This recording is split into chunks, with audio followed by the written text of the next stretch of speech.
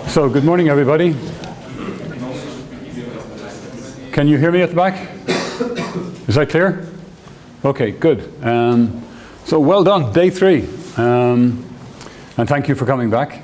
This morning, I'm going to try and wrap up our very brief tour of cognitive architectures.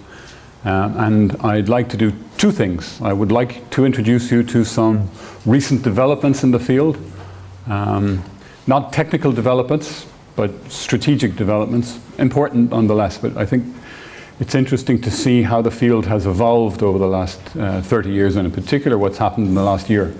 And then finally I'm going to address one of the issues that was raised on Monday about the fact that cognitive architecture seems to be all over the place. And could we please have a little order? And that in effect is what the common model of cognition is trying to achieve, but it does not solve all your problems, and you are faced with a number of dilemmas about how to proceed scientifically or practically, and that's what I want to talk about there. So we'll take a little bit of break, a little break after I've covered this stuff. So most of the material is here, and then there's a short wrap up to show you we've got choices, and actually we have to make choices. So that's where we're going. The good news, and there is no bad news this morning. The good news is that there are less slides in this talk than there have been in any of them so far. That is not an excuse to go straight to sleep. So anyway, let's see if we can stay with me. So there's a thing called the standard model of mind. This is the picture, and this is what I want to introduce you to. Now, it's based on a paper that was written last year by John Laird, Christian Levert, and Paul Rosenblum. And it's been in the making for quite a while as they've tried to bring the field together. And they called it a standard model of mind, a common computational framework across AI, cognitive science, neuroscience, and robotics. And there was a précis of it published about the same time. And then recently, this year, there's been some empirical studies which supports effectively this decomposition. So this isn't a cognitive architecture, and they don't say it's a cognitive architecture. To me, it's not quite yet a cognitive architecture schema. Remember the picture I showed you of Aaron Sloman's COGAF? But let's work through it, because it looks like, I'm sure that Christian will forgive me, it looks like a fairly facile boxology. But in fact, it's hiding a certain amount of subtlety and complexity, and that's what I want to walk you through. The paper is quite long, and you would wonder how it would take, 16 or 18 pages just to describe 5 boxes. So that's what I want to go through this morning, just to show you that there's a little bit more to this than it first meets the eye. I was a little skeptical at first, and I think there's something interesting in here. Okay. However, I'm not going to call it a standard model of the mind, because this year, based on some input from the community, they decided a standard model of the mind was not the right term to use to characterize what they were doing. So there's a workshop, AAAI, in October, and it's specifically on the standard model, but it's been renamed a common model of cognition. I think that was a good move. And it tells me something very important as well, is that John Laird and Christian and Paul Rosenblum, they're not trying to sell an agenda. And I think this is crucial. They are trying to bring a community together, and they don't have a particular agenda in that, other than they want some order in the field. That's effectively it. So I'll refer to it as a common model of the mind. And the key thing is, as I said earlier, it's trying to bring together these 4 strands, from AI through robotics, neuroscience, and cognitive science, into this all-embracing model. So it's very much born of Alan Newell's unified theories of cognition. And it's trying to take architectures like Sigmund Sohr from AI, Akhtar, Clarion Lida from cognitive science. I haven't said anything about the neuroscientific ones, Labra and Spohn. This is Chris Elias Smith's one. I have several colleagues who think this is a particularly influential and biologically plausible cognitive architecture, so that's worth looking at if you're interested in that side of things. And then from the robotics end of things, the one that they picked out in their paper was 4D RCS and DARC, Matthias Scheutz's architecture. The idea, why call it a standard model? Just to look at the history, because their idea was we've got a standard model in particle physics, and the standard model is a common way of looking at the world, on top of which you build all your physics theories.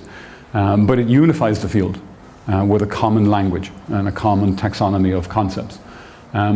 So in the context of cognition, it's a reference point. It combines what we know and what we agree on. And the idea is not that it is supposed to be complete. It's not intended to be complete, but it's a framework for extension or revision. It's a place to begin. It's a point of departure, not a point of arrival. And that's a crucial part of it. But it is, according to the people who are putting this forward, it is the right point of departure. And that's crucial. There are things that are omitted. I'll mention those at the end, about which it says nothing. And we've mentioned a lot of these topics over the last 2 days, and so I'll highlight that. And the way that they put it is that if we've missed something, it means we don't have consensus, and we need it. So omissions are not saying we're neglecting it or it's not important, but it remains to be included in this common model or this standard model. So that's where they're coming from. Now, underlying everything is this fundamental hypothesis that a cognitive architecture is the appropriate level of abstraction in which to define a standard model. It's the place to begin. It's the foundation for everything. And if you think about it, when I define from a cognitivist perspective, a cognitive architecture is the fixed part of cognition. It's your framework into which you add knowledge and you end up with your cognitive model. And that was the classic approach to it. What's really interesting about this new development is that they have become a lot more accommodating to other perspectives and more inclusive. So rather than having an agenda which was founded, as it always has been since Newell's time, on the physical symbol system hypothesis, that was Newell and Simon's famous and extraordinarily important contribution to computer science in '75. It's become much more embracing of alternative perspectives and tries to put them all into this one framework. So the standard model isn't itself a cognitive architecture, but it is the basis of one. So the idea is we want to evaluate single components in our architecture. We'd like to evaluate the combinations of components, and we'd like to make those components openly available. This is very important for the robotics community. I mean, think ROS. We stop reinventing the wheel. And if there's one thing that we've learned over the last couple of days here, there's been a lot of wheel reinvention in cognitive architectures. That's why we have so many of them. I think there must be at least 40 or 50 out there, at least. And ideally also it would provide a basis for standard tests and test beds. And of course that's essential. That's what, I think that's probably one of the biggest causes for the explosion in the maturity of the computer vision field. When that came along, when we started benchmarking things changed. And there was tremendous progress. Okay, so it is all still goes back to Alan Newell in his Unified Theories of Cognition. And as I said on Monday, the idea is to explain all mechanisms, and it applies to natural and artificial cognition. Now, one of the things that Newell did in his book was identify the fact that cognition takes place over multiple time scales. I've mentioned that implicitly as we've discussed the idea of prospection. You're doing prospection at millisecond level and you're doing it at year level and everything in between. It's a continuum. Newell formalized that rather better, and he identified different time limits, so different scales, and then the different systems which participate in that scale, and then he put them into bands: social, rational, cognitive, and biological. And these four bands then form the basis of understanding human action. That was the term, human action. This is actually taken from John Anderson's paper. I don't have a copy at the moment of Newell's book when I was putting these slides together. So let me just take these four bands and put them over here into these four things. So Effectively, we've got behaviors, stuff that you do over weeks and years. We've got tasks requiring reasoning, finding your way home, preparing an exercise, writing a homework, writing a program. These are rational behaviors. And then he identifies this cognitive band. And this is important here because we have at the bottom level here, at the shorter time scale, we've got deliberate acts. So you might reach for something. There are composed operations like shifting gear in a car. So that's a concatenation of these deliberate acts. And then your actions, which would be steering a car into a gate. So this is goal-directed sequences of actions, if you will. And this is all happening at the cognitive level. So this is exactly what we would like to do at an elementary level in robot manipulation. And of course, then we'd like to extend all of that into behaviors or reasoning. Well, this is what I want to do. And this is, of course, what CRAM does and CPL. So it extends it, but it builds on this. So this is embedded in the cognitive system, and on top of that you build your rational and subsequently your behavioral or your social skills. Underneath it, and this is actually going to be important to what I'm going to say about the common model in a moment, there's the biological, and here's the division. At this line here, above it is the cognitive architecture, below it is the implementation of your cognitive architecture. And it is, it doesn't say anything about how you can implement it. You can implement it biologically or computationally. It's agnostic about that. It doesn't have a particular pejorative view, which is interesting because in the past it's always been computational. So we need symbols up here, and all the knowledge that you have is embedded down here, and it's, well, I think there's knowledge up here as well. Okay, so the standard model does not assume that computation at the deliberate act level, that's the basic level in your cognitive level, is purely symbolic. This is a huge change in the position of traditional AI, and in particular the cognitivist approach in cognitive science to cognitive architectures. Now, what are symbols? So let me be, symbols are a lot more sophisticated than you think, and symbol systems are much more sophisticated than you think. So if you haven't read it, you should, right in the break, go off and get a copy of Newell and Simon's paper, 1975 paper. And it's, if you're a traditional AI person, you think it's wonderful. If you weren't, people have been very, very pejorative about it. But if you read it, it's incredibly deep, which you'd expect. Alan Newell and Herbert Simon weren't exactly idiots. These were incredibly, incredibly visionary people. And if you read it, this picture doesn't appear in it. This is my synopsis of it. But the point about a symbol system is traditionally we think of it as expressions or patterns of symbols which designate objects. And a lot of people stop there because they believe it's just a representational paradigm.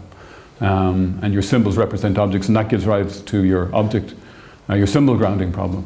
But they also represent processes, and of course if you're a Lisp programmer this makes a lot of sense to you. But the key thing that that a lot of people miss in this is that your symbol systems designate these processes, which I've got here, but these processes can produce, destroy and modify other processes in the symbol systems. So we have here the very basis of a self-adapting system, which isn't something that people automatically think of when they think of a physical symbol system. Anyway, it's a deep paper and it's well worth reading. And of course, one of the problems we have, there is so much to read, so a lot of people read synthesis of famous papers, and they believe what they're told about what's in the paper, and you're depending on the interpretation of the author. Never trust secondary sources. I've discovered to my cost, very often the person who was synopsizing it and rendering it really didn't understand the depth. Go back to the original, always. Or as somebody I was visiting, university, technical university in Prague one time, and there was a speaker and he said, read old books, and he was right. So the old stuff is still good. And the reinterpretations of it tend to be, not always, but they can be shallow. Sorry, sermon is now over. But it's worth bearing in mind. Anyway, read that paper if you can. Okay, so the idea here is that we've got complex symbol structures, and they can represent, in terms of knowledge, our semantic networks, our ontologies, and our taxonomies, exactly the type of thing that you do in Eve. And you've got different types of labels. You've got uninterpretative labels. This is SOAR from computer science and ACT-R from psychology. SPAWN, which is based on a model of neuroscientific cognition, is a vector of distributed elements. So we've got distributed representations as well, not just punctate, localized symbolic ones. Or in Clarion's got both, as we saw on Monday. And it's also got non-symbolic numeric information. Again, this is a departure from the traditional approach. Anderson had it in ACT-R, and it's now part of this common model. And we've got quantitative information or numeric information for two reasons. One, it can represent quantitative information, data. You know, the distances, the times, these are all important things, and they're not easy to do in purely symbolic terms. But there's this other issue as well, that the numeric data is a modulator. We can use numeric data to modulate the symbol systems. So they annotate your symbolic representations and modulate the way that they behave. So that's important. That wasn't included in some of the traditional cognitive architectures. So you get here a model of the fixed structure. That stays the same. You're doing it at the lowest level of this band here, the deliberate act level, the reaching level. And it defines symbol systems, yes, and more, because it's got all the quantitative stuff built into it. And in a further departure, they said, right, it is symbolic, but it's also statistical. Both Bayesian learning, reinforcement learning, statistical learning, and that begins to make sense of the new pictures of SOAR, which was traditionally a rule-based production system, and has now got procedural memory, and it's got reinforcement learning built into it, it wasn't obvious to see how that was going to be incorporated into a purely symbolic approach. So the standard model then, this common model of cognition, is a consensus on what a cognitive architecture must be, what must be in it in order to provide a human-like mind. It's always about human-like minds. It's always about a theory of cognition in humans, which is capable of being instantiated in an artificial system. So that's what it's all about. It's not a model of the entire mind. It's the foundation. A cognitive architecture isn't everything. But their point is an important one, is that the other modules, there are no other modules. In other words, that any higher levels of mind, at the rational level and the social level, are founded on what you get here. What you get here becomes the basis of that mechanism and the basis of that mechanism. So there are no higher modules. So it's not that you've got to invent an attention module later on. It's part of this. It's not that you have an action selection module. It's not that you've got a dreaming module or a simulation module. I made the mistake one time of we had the ICOB cognitive architecture. We all thought it was great. It wasn't. We realized there should be, we forgot internal simulation. Oh, well, that was a bit of a mistake. So what did I do? I introduced a box called internal simulation. Now, I've never done anything so silly in my life. It was a shortcut to say I hadn't forgot about it, but it was, I mean, in terms of a plausible approach to doing it, it was wrong completely. The argument is, in fact, that internal simulation, there are two ways of approaching it. Either you have a separate module, or the entire system is the module, and you're not activating the motor commands. And you choose which one you want to do. I know that in CRAM it's a separate module, and it occupies a particular niche in NOROB, and it's queryable. That's a decision that you make, but there's an alternative decision, which is that your internal simulation system is the complete system. It's just that you're not activating your actions, and you're not depending on perceptions. It's like the Heslow simulation theorem. It's not that you have an alternative brain, it's just that you're using afferent and efferent copies. You're not actually enacting the command. So it's a decision. I'm presaging a little bit what I'm going to say after the break, because I'm not saying any decision is right or wrong necessarily. Okay, it's a decision, and it's based on your agenda in a sense. Okay, so arising from this idea that it's a foundation for higher modules for higher levels of mind or cognitive behavior. So intelligent behavior arises from a combination of an implementation of the cognitive architecture plus knowledge. And this is new. They didn't say this in the past either. They've put skills in there. They're reasserting the importance of of procedural memory. And we'll see why this is so important to the common model in just a second. So we don't have additional modules. What you get in your cognitive architecture is all you're ever going to get. It's got to be complete. And it's got to be the basis of these higher levels. And if you can't build these higher levels out of it, then your cognitive architecture is insufficient. That's the basis. So, as I said, it's a model of the fixed structure at a deliberate level, and it defines the symbol systems and more. This fixed part is important. However, I was astonished to read this phrase in the paper, and because I've never seen this in any of the previous literature. It says fixed relative to the time scale of the reasoning process. Now, this is really a completely different way of looking at it. It's saying, oh, it's not fixed forever. It can change. So it's fixed only in the context of the reasoning process, only in the context of this. But in the context of the timescales that are associated with social approaches, of course your cognitive architecture can change. This is new. And that means effectively they're opening up cognitive architectures to development. In other words, that the cognitive architectures can, over time, as a result of social interaction, as a result of this as well, they can modify themselves. It's very consistent, if you think, with this process as modifying the system in the symbol system architecture. So it's bringing to the fore what was implicit in Simon and Newell's original article on this.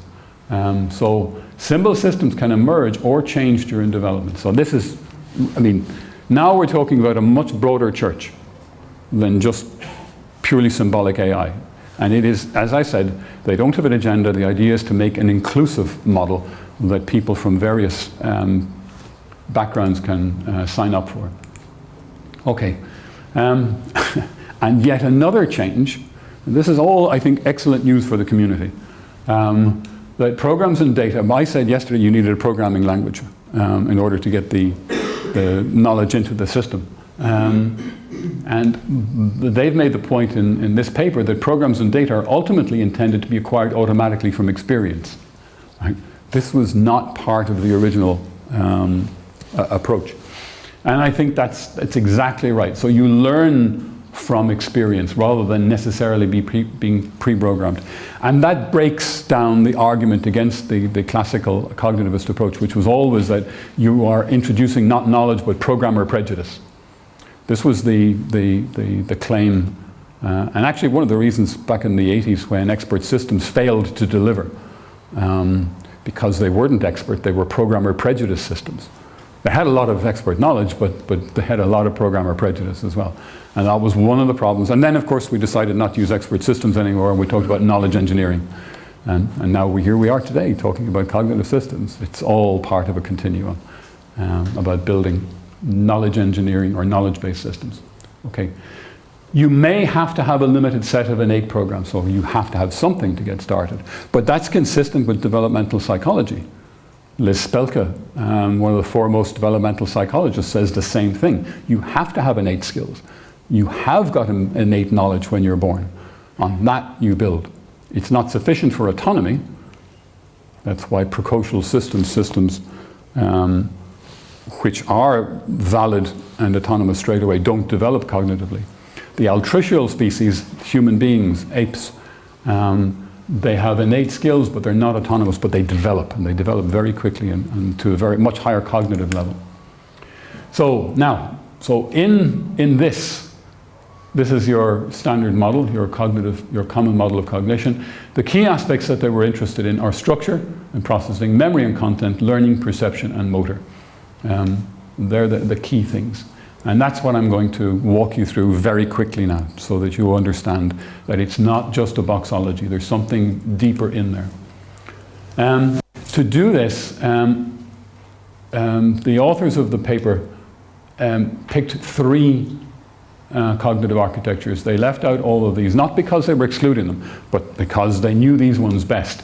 That's Laird's, John Anderson's, and Rosenblum's.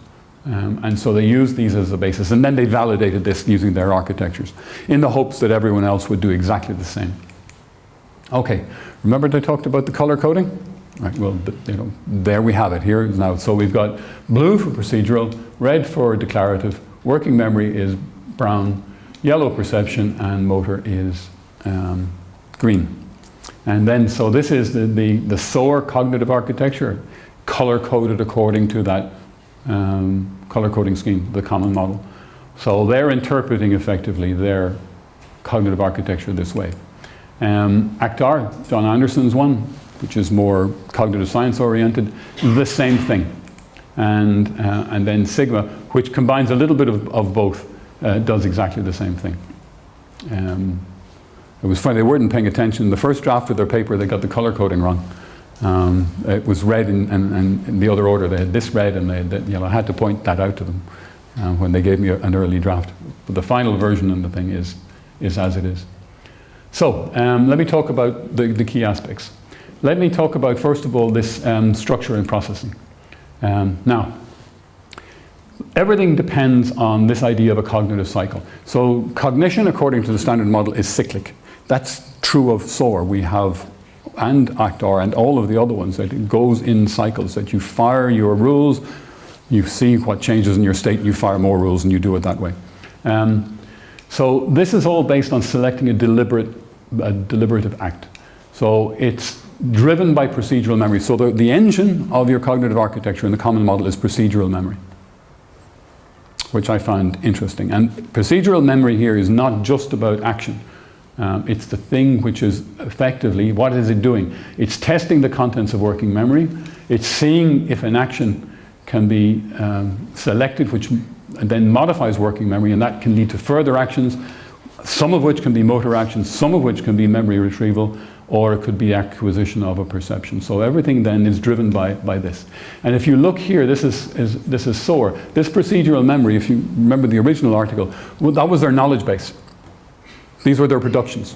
These are their rules. And that's what they call procedural memory. The rules, how the system works. So that defines your cognitive cycle.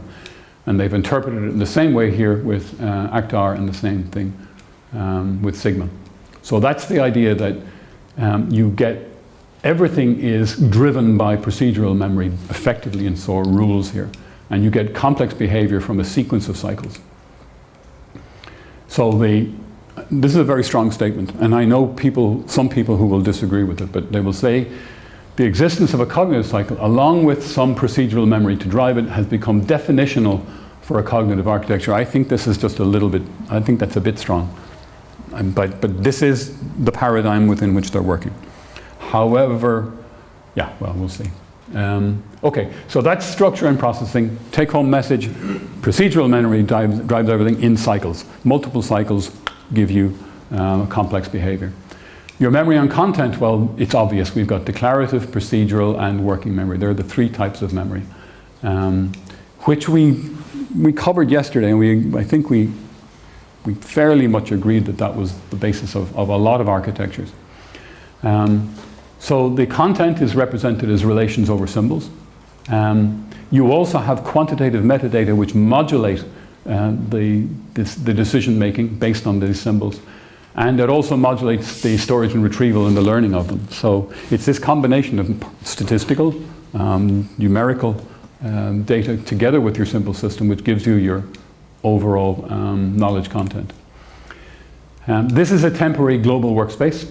That's your working memory. And it's dynamically composed from perception and long-term memory. So we draw on our perceptions, we draw on our long-term memory, and that's what goes in here. And on the basis of what's in here, these rules in the SOAR terminology will fire. And something will happen here, or something will happen here, or something will be changed here or here. The procedural memory is all your knowledge about actions. It's pattern-directed invocation. So depending on patterns, this is very, very resonant of I think how CRAN works, for example, as well. So you've got rules with conditions and actions. That's what we have up here in procedural memory. Your facts and your concepts are resident in your declarative memory.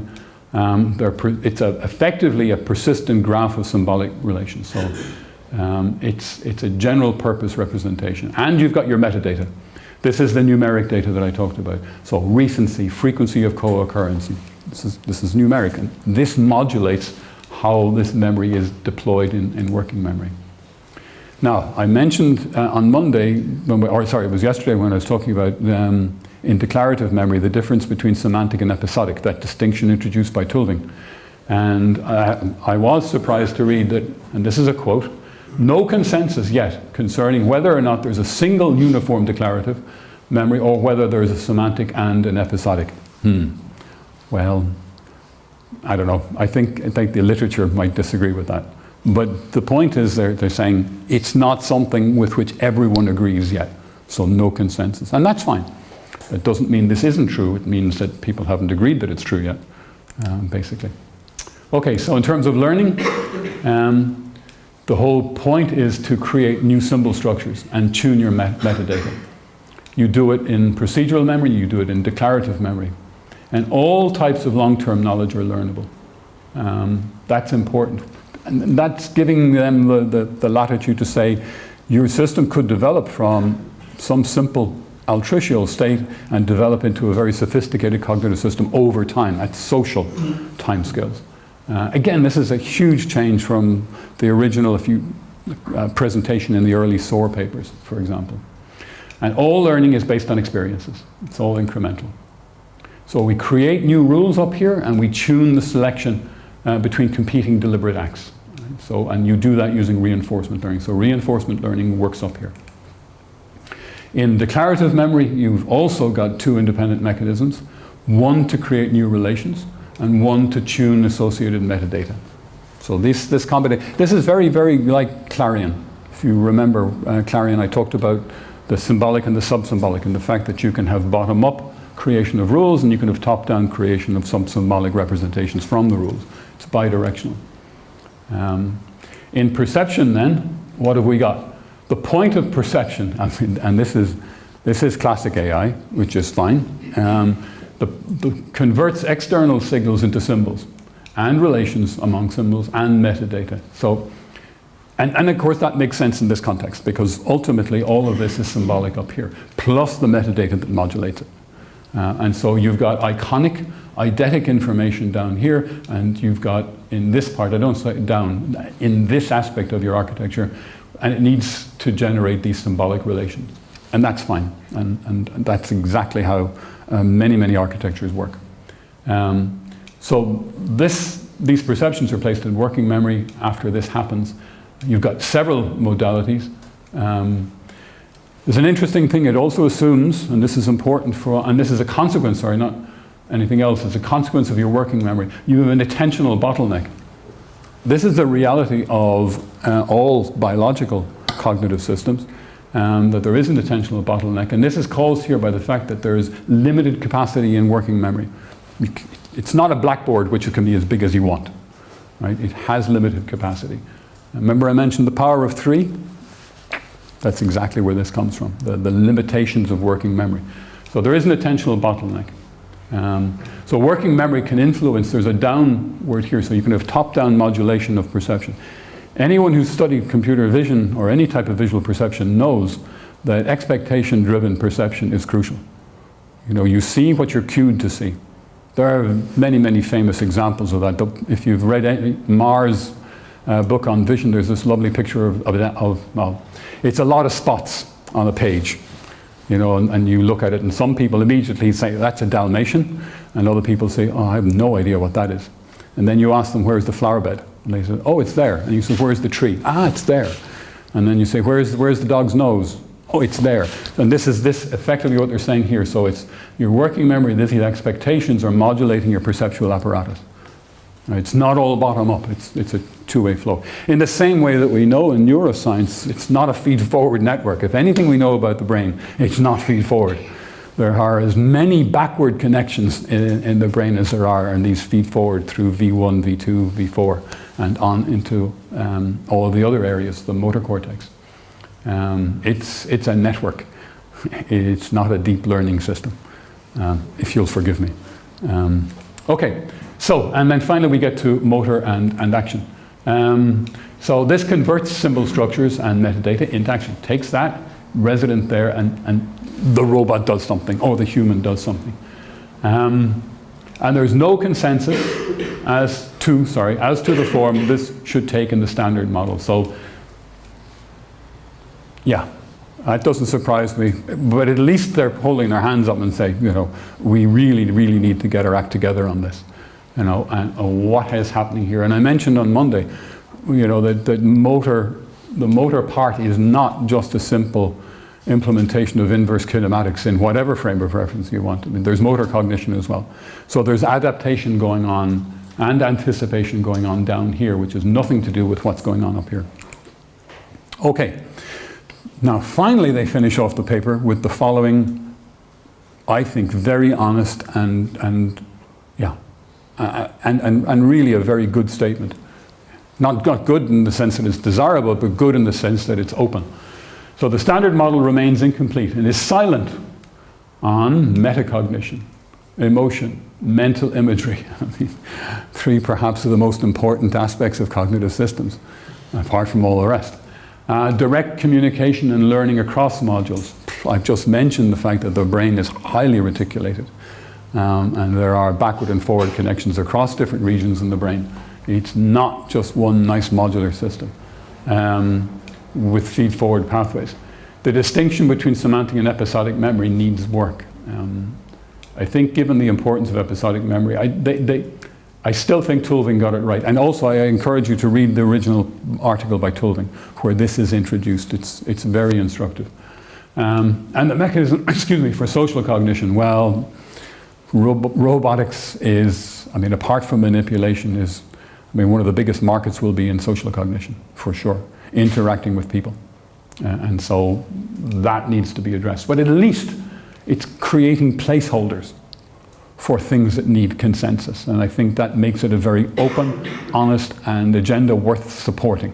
And so they are trying to bring order to the cognitive architecture field so that it isn't all over the place, so that there is a common model, so that we do have a common language.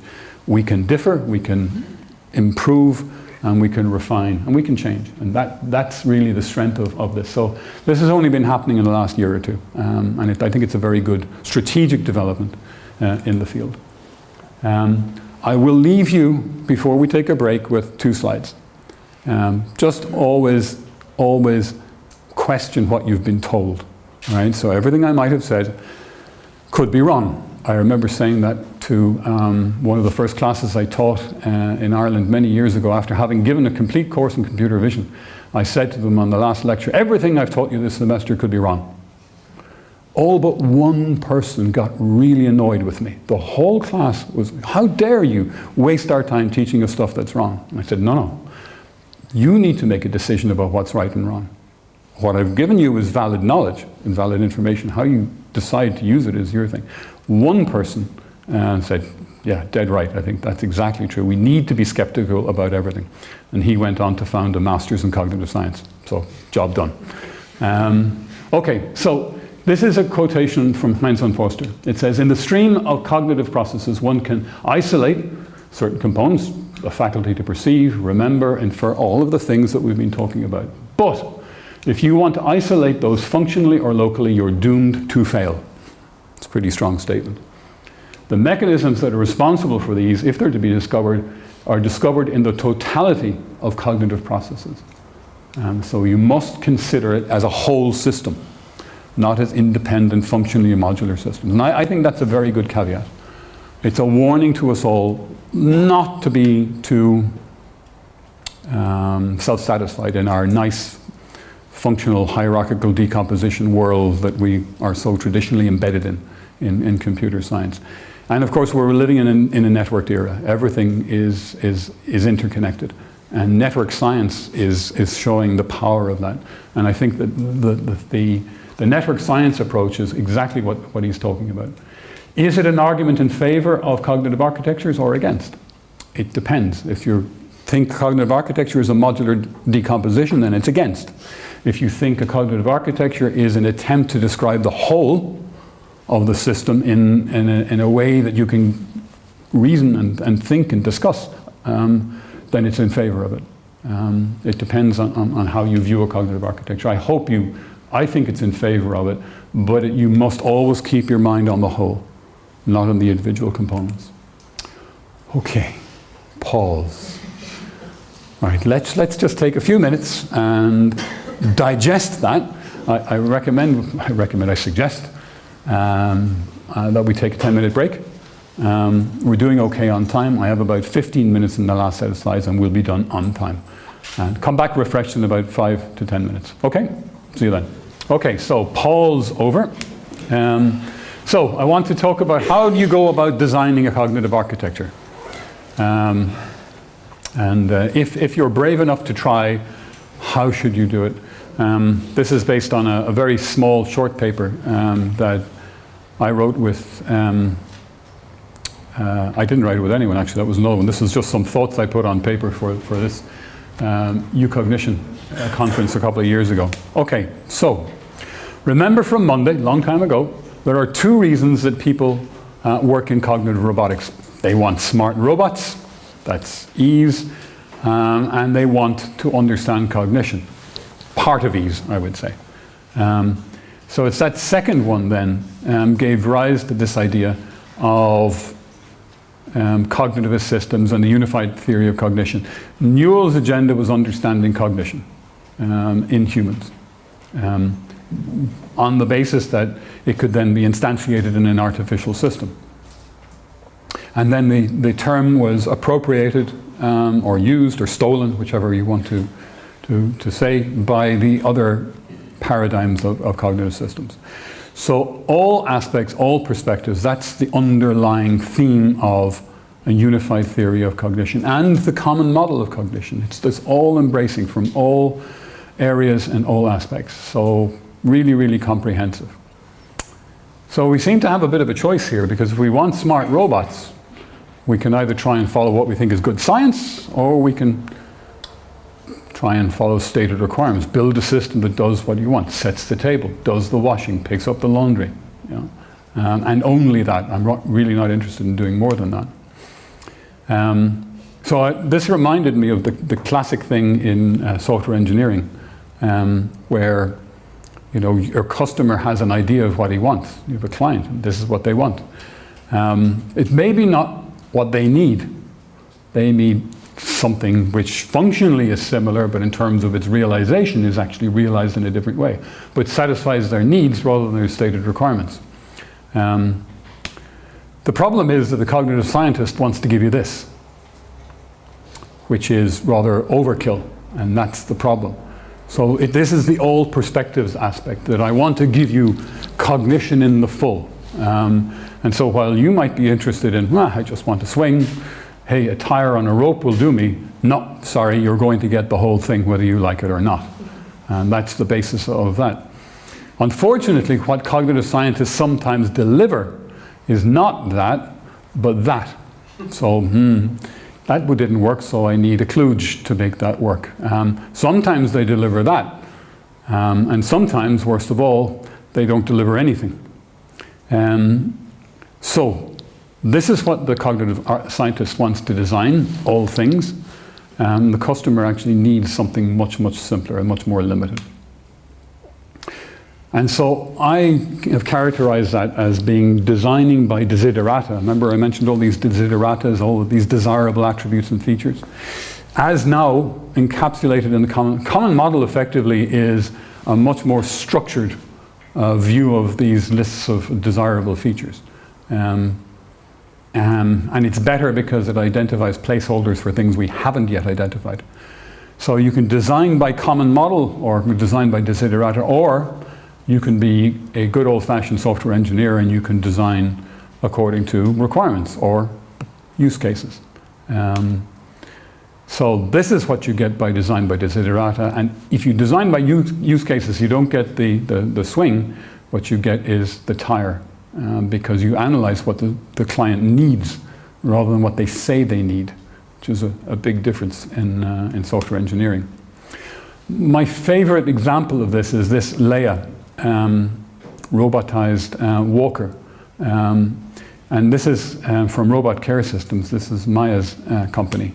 And they did something really smart. They went out to all the care homes around Europe, and they interviewed the carers and they interviewed the cared. And they built several use cases for many different scenarios. So they did a really, really deep proper requirements analysis of what functionality was necessary in this simple, in this working robotized walker. So it was a non-trivial exercise, and because of that they built a working system that satisfies a need and is successful. We worked in a project a few years ago, just finished now, helping children with ASD. In particular, it was focused on the psychotherapy. The robotics was peripheral, but children with ASD, autism spectrum disorder, find it very, very difficult to understand and communicate with human beings because of the overload of visual information. It's just a fire hose of information. Body language is very, very daunting if you are a child with ASD. But they're very happy to play with toys, and they're very happy to interact with robots. So we were using a now as a mediator under the supervision of the psychotherapist, but effectively engaging with the child. And this wasn't to replace humans, this was to encourage behaviors in the child so that they would subsequently transfer them to humans. And that's a very important thing. So this was an exercise so that the children then would gain confidence in interaction with human beings. So it was an interim measure, a training exercise.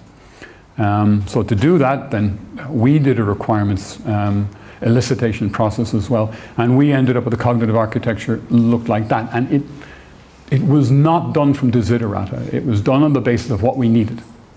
And it was very pragmatic, and it was effectively a classic computer architecture devoted to cognitive processing.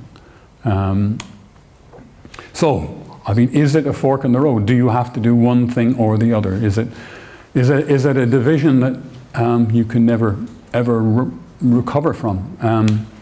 I don't think so. Some roads divide and then join again. So I see nothing wrong with going down the engineering route, if I can put it that way, and avoiding the cognitive science route, the total comprehensive route, on the basis that, well, they do join up again. I was so impressed when they put this cycling road in that they just didn't take up the tree. I mean, that gave me faith in humanity. That they said, okay, look, there's a tree there, leave it there, we'll go around it. And when I first cycled that road, I smiled. And every time I approach that, I smile. I think, yeah, something got right there. That's a cycling track in Dubai, in case you're interested. Okay. So finally, I'll finish off with a couple of dilemmas that every cognitive architect is faced with. This is from a short chapter I was asked to write for an upcoming book on cognitive architecture, just been published actually last month. But I wanted to flag the fact that choosing how you design a cognitive architecture isn't an easy decision. And either way, you have a dilemma. So I'm going to talk mainly here about the dilemma of fidelity. I'll quickly talk about autonomy and embodiment in a moment. But I've not said much about embodiment or autonomy over the last 3 days. So I'll only skip through them. But I think they're worth noting. In the dilemma of fidelity, you effectively are given this choice of a general purpose complete architecture, which is effectively the desiderata approach. Everything gets addressed, and you've got a really well-founded framework. That's what we'd like. But the problem is some things aren't going to be relevant for your application, for your needs. And the architecture may be more complicated than necessary, and we know that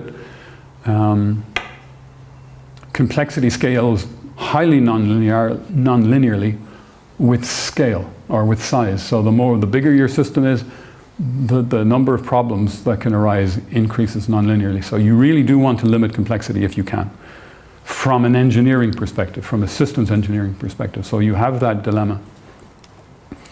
But we can choose an architecture which is effectively designed from use cases for a specific application. And then you'll get something which is based on user needs and requirements. But it may not be based on sound theory. And it may miss key principles that underpin cognition, prospection, internal simulation, those issues. And it's certainly, well, it's unlikely to yield any insights which will help with your development of a unified theory of cognition. It's a dilemma. How do you choose? And it really depends what you want to do. If you want an effective demonstration and you want the engineering application, if you want Leia, do it by use case and it works. If you want a psychotherapist assistant, do it by that way. Otherwise, you'll still be doing it in 5 years' time. If you want something which is going to be scalable for other applications in the future, go the other route.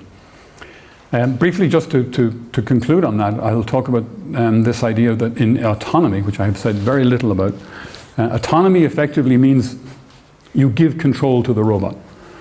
Autonomy doesn't mean doing something on its own independently. Autonomy means devolving control to the agent. That's what autonomy means. Your goals are self-determined. So, put another way, you cannot control an autonomous system. Anyone who's got a 2-year-old child knows this. It's impossible. You can ask them to do something, even then you're on thin ice. It might not happen. You can coerce, you can plead, you can do anything you want, but ultimately they're autonomous. And you have to learn to live with that autonomy. And it's the same thing. If you truly build an autonomous system, you give up control. And therefore you have two things. One, you have to establish a way of liaising with them, and two, you have to give them a value system by which they govern their own internal system and their internal operation. So if you choose an autonomous approach in cognitive architecture, you recognize that autonomy is a key attribute of cognition. And you create a huge problem about how to incorporate restrictions and limit freedoms. And it's not a trivial thing. But you can choose control, in which case autonomy is not something you've got. You've got pretend autonomy or supervised autonomy. So that simplifies things greatly. And that's what we did with the psychotherapist ASD system.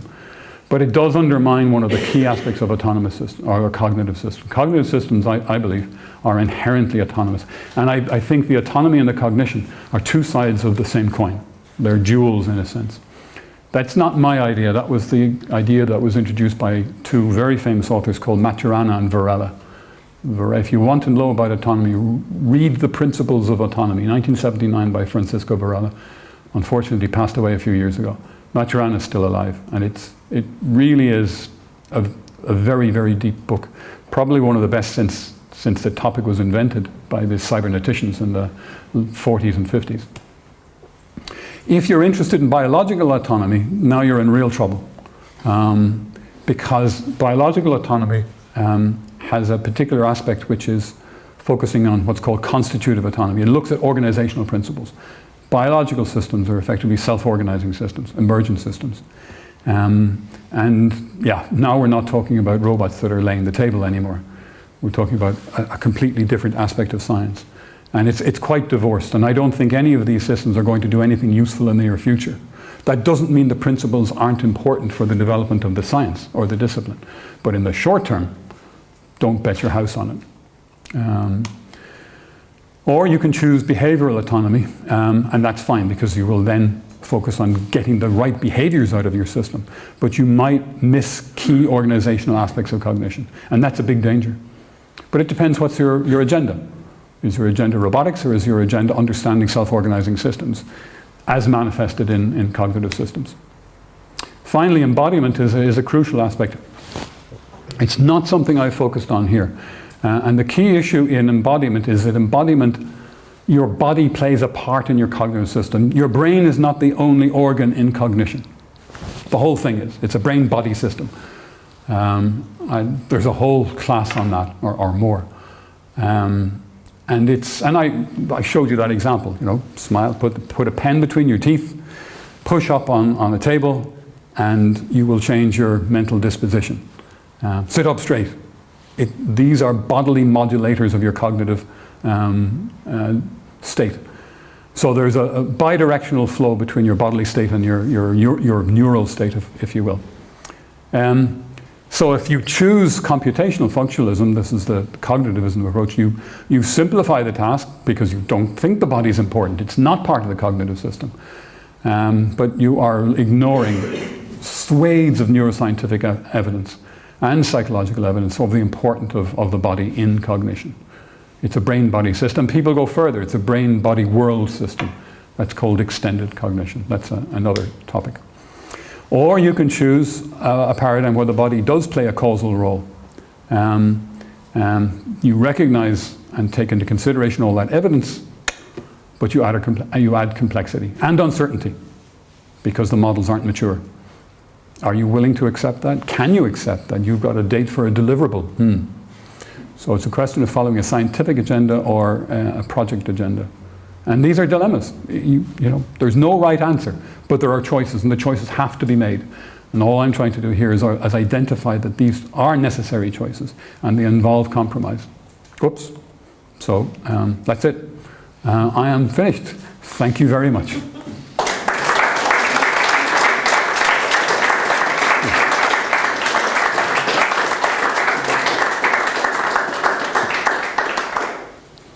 On time. Isn't it wonderful how quickly you can speak? So if you have questions, I'll do my best to answer them, and if I can't answer them, I will say so.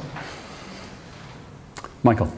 I find that common model of cognition kind of to be very disappointing. And the reason is, so I can easily see that we can take our system and put parts of it into that model, right? Yeah. But it neither helps me to understand where the power comes from to make the right decision about the actions. Yeah. And it seems to be also kind of the bad things that happen if people come together and make kind of concessions on arriving to a common thing, right? Because I think the strong ideas that actually make the systems work, they completely disappeared, right? Yeah. In that thing, right? So Yeah, your point is well made and well taken. That in how shall I put this? In a consensus-driven society, competition and aggression is outlawed, and therefore there's less fighting, and therefore less struggle, and therefore less likelihood of one person coming up and being better than the other. I think that's what you're saying. I mean, I've seen this. I worked somewhere where that was the way that you worked, and I wasn't born in that particular social milieu. I was born in a competitive milieu, and I found that we didn't make a lot of progress through the consensus-driven approach. I mean, and so your point is here by saying we need a consensus. That's like the lowest common denominator of everything, and doesn't really leave room for competition. I guess the authors of this might disagree in a sense that they're looking for. I think what they're trying to do is bring a little bit of order, but not uniformity, and so. I doubt very much that they don't want competition. Elias Smith's spawn architecture is fundamentally different from SOAR. And what they're trying to say is, well, successfully or unsuccessfully, I don't know, that you can reconcile one with the other. I don't know, it's very hard to reconcile, going back to the physics agenda, relativity with quantum mechanics. But then again, that's two different issues, because that's an issue of scale. They're models at different scales. Newtonian mechanics versus relativity. That's a better analogy. Newtonian mechanics works at a certain scale and certain levels, but it's subsumed by relativistic notions. And actually that's what we want, I think, in cognitive science. But they're at least trying to identify a common language, and I think that's good. More importantly, I think they've taken the how shall I put it, the exclusivity out of it. The classic approach to cognitivism did not allow for reinforcement learning. It didn't allow for sub-symbolic. Everything was effectively hybrid. And if you look at the common model of cognition, it's a completely hybrid system, but without any prescription about what's right or wrong. Is that helpful? I don't know. I don't know. Yeah, but I mean, I think that they do that by introducing lots of hand waving, right? So kind of all the hard problems that you really want to have guidelines on how to solve them, they are massaged out of the system, right? And there's also Yeah. the question. So for me, I think the question is, what are the driving forces that allow a cognitive system to make the right decisions, right? Yep. And for me, so something like prospection and episodic memories, they are possible explanation that can actually explain that, right? They might be wrong, so I have no problems with them being wrong, and but at least they are possible explanations, Okay. right? And you don't have them anymore in this common model, right? Yep. All right. So if I can try and paraphrase that, as I understand it, for me, the common model is not a cognitive architecture. They say that. It's a kind of a meta-cognitive architecture. And your argument is, well, it's not. It's a meta cognitive architecture. And it's been elevated to a level of abstraction, which is unhelpful, almost to the point of being meaningless. And for it to have meaning, it has to be regrounded in specific theories and in specific instantiations of those theories through techniques. It has to be implemented. I don't think it precludes it, but I agree with you completely. It's not helpful in guiding that. I mean, for example, if you look at this idea of the cognitive cycle and the procedural memory, I mean, it says nothing about how you would go about that, even if you agree that it's true. The distinction between episodic and semantic memory, I mean, I think that's done, that's decided. They are different types of knowledge and different types of memory. One's autobiographic and the other is not. And you need different representations to represent them. So that's true. In terms of this common model, it's a bringing together, it's consensus driven, but it is meta-meta. And that undermines its usefulness. It's great that people are now talking and comparing, but I agree. Okay, so take home message, it probably won't help move the science along, but it gives us at least a club to belong to. Maybe that's it. Groucho Marx once said, I wouldn't want to belong to any club that would have me, which is an interesting view on clubs. So if they'd allow me in, then I really wouldn't want to be a member of that club. But your issue about a competition, I think, is crucial.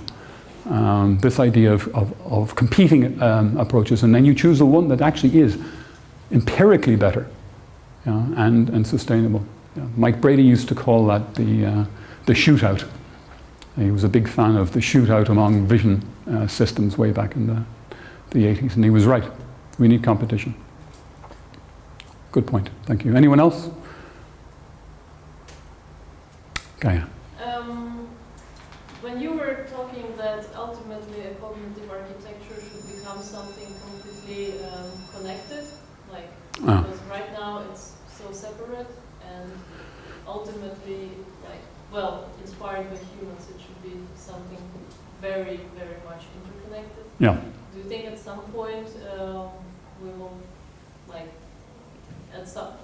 far in the future, we will come to just a huge convolutional neural network to represent it?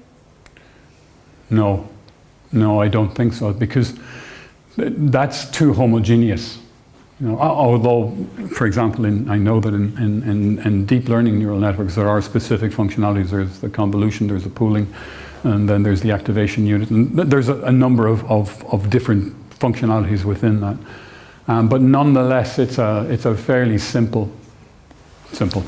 It's a fairly straightforward architecture in a sense, in that it is typically feed-forward with backward weight modification, or in short long-term memory that you have backward connections. But I think if my suspicions are correct, we'll eventually end up with that, but it will be a network of heterogeneous systems.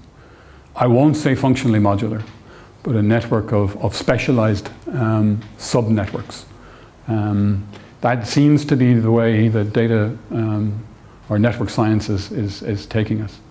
And it's the interaction from that. And the analogy that I take is from ecology, and in particular computational ecology. They are looking at very, very complicated networks of interactions between individual species, not individual instantiations of a species, a particular animal or organism, but between the species. And it's that complex interaction which gives it that resilience and that robustness and the ability to stay viable over a long period of time, despite all the nasty stuff that happens to it. But it is a highly complicated network of different, differentiated, heterogeneous systems. So I think the neural analogy may take us onto something too flat, too homogeneous. That doesn't seem intuitively right to me. I think it will be differentiated and it will be networked, highly, highly networked. How you limit the growth of that network to keep it the right level of interconnectivity is, of course, one of the fantastic problems we face in understanding these large network systems. It's a terrific area for research, but it's not going to lay the table tomorrow, unfortunately. But you need a long-term view as well as the short-term view, I think, if you're to develop a science. This is an embryonic science. This is the final frontier. And what we end up may not be life as we know it. I don't think it will be. I'm a Trekkie, I'm sorry. You guessed. Any other questions? Yes, sorry. Earlier you talked about the developer's dilemma of constructing cognitive systems and choosing, for example, less autonomy for more fixed decision making. Yeah. And with all those other dilemmas, are those constructions still considered a cognitive architecture or a cognitive system? And where would you draw the line when non-cognitive aspects were chosen or over more autonomy?